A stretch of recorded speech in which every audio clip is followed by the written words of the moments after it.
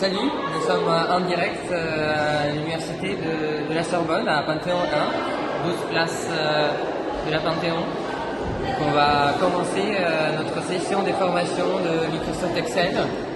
On va monter dans la salle au deuxième étage et je vais vous présenter en direct un petit cours d'Excel. Donc nous allons voir ensemble comment appliquer la mise en forme conditionnelle pour faire ressortir les informations pertinentes.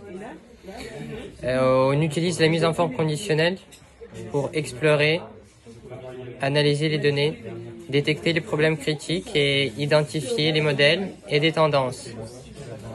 Donc la mise en forme conditionnelle permet d'attirer l'attention sur les valeurs inhabituelles, comme son nom indique. Conditionnel, c'est lorsqu'il y a une condition qui est appliquée, vous avez une mise en forme des cellules, des colonnes, des fichiers qui se mettent en place pour mettre en avant ces valeurs qui respectent certaines conditions sur les plages des cellules dignes d'intérêt.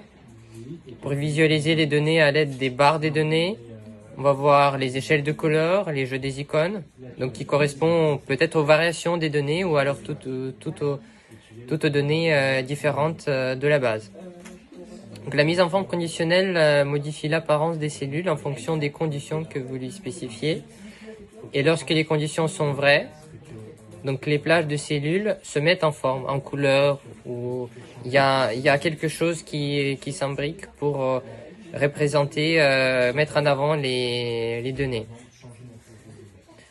Si les conditions, donc c'est important à retenir que si les conditions sont fausses, la plage de cellules n'est pas mise en forme. La règle de paramétrage conditionnel n'est pas appliquée. Donc il existe de nombreuses conditions intégrées. Vous pouvez créer aussi vos propres conditions. Si ma salle de salariés est entre la salle 50 et la salle 56, ça veut dire qu'il est proche de la cafétéria. C'est à vous d'inventer aussi quelque temps des règles que vous souhaitez mettre en avant. Donc vous voyez là sur l'écran un format de mise en forme conditionnelle de la température qui peut être interprété de façon suivante. Plus la température est importante, plus il fait chaud, plus la cellule retient la couleur rouge. Alors il y a la colonne orange qui montre des chiffres de température élevés aux États-Unis.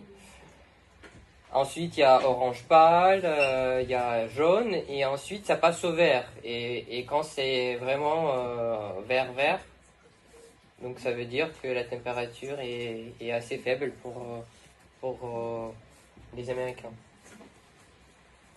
Ça, on va donc appliquer ces exemples-là ensemble pour travailler sur notre base de données des salariés de notre société.